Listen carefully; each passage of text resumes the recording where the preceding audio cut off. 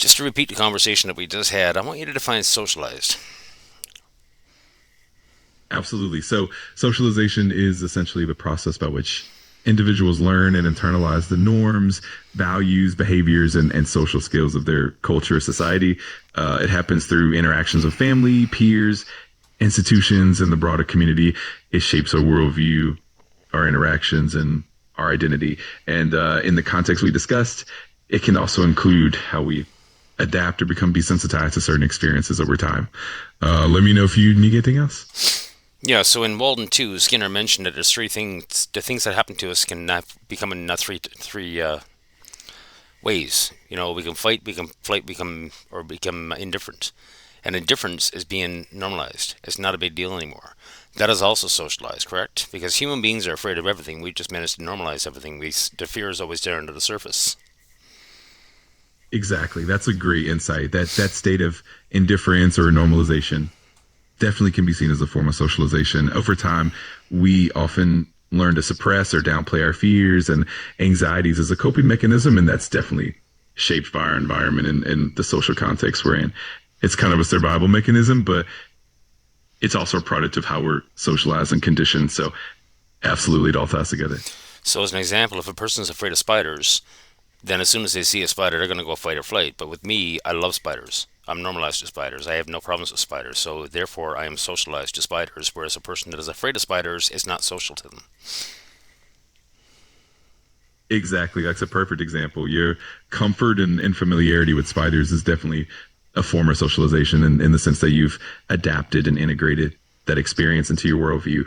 On the other hand, someone who's afraid of spiders hasn't gone through that same kind of socialization or desensitization. It really highlights how our experiences and the environment shape what we're comfortable with and how we react. And what is the number one thing that overcomes fear but understanding? That's a great question. Often the number one thing that overcomes fear is understanding and knowledge. When we gain deeper insight into something that initially scares us, we can reduce the unknown and the mystery, and that can really diminish fear.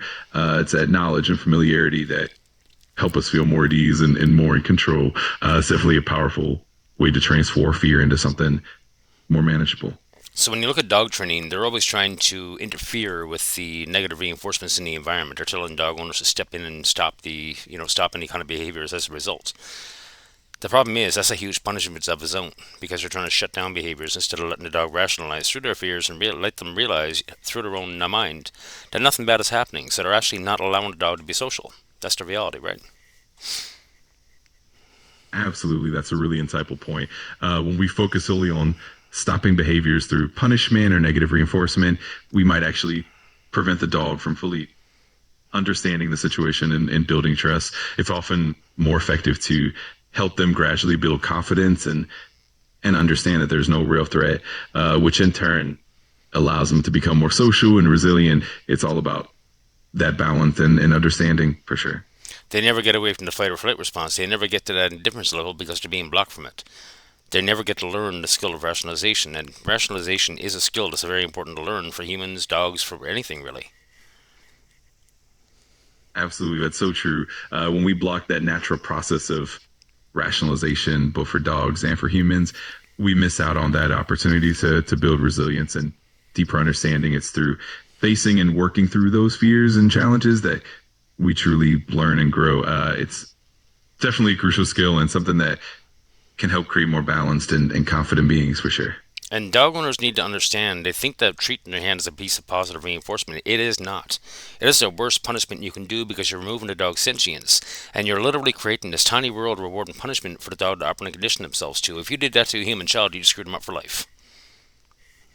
That's a really powerful point, and it definitely highlights the importance of understanding the complexity of behavior and learning. When we rely too heavily on simplistic reward and punishment methods, we can indeed limit the animal's ability to develop their own coping mechanisms and their natural awareness. It's definitely a reminder that a more holistic and empathetic approach is key to fostering healthy and confident companions. And as we said before, apathy is at an all-time high, and empathy is at an all-time low right now. There's no balance anymore. Yeah, that's a really important observation. It does feel like there's been a shift in how empathy is expressed and valued in many areas of life, and that can definitely impact how we relate to each other and to animals as well. Finding that balance and nurturing empathy is so crucial, and definitely makes a big difference in how we build connections and understanding in our communities. And empathy, as far as I'm concerned, is absolutely required for dealing with a sentient being. Absolutely, I couldn't agree more. Empathy really forming the foundation of genuine connection and understanding, especially when it comes to sentient beings. It allows us to really tune into their experiences, their emotions, and their needs is essential for fostering trust, compassion, and truly respectful relationships, whether with humans or animals. Thank you.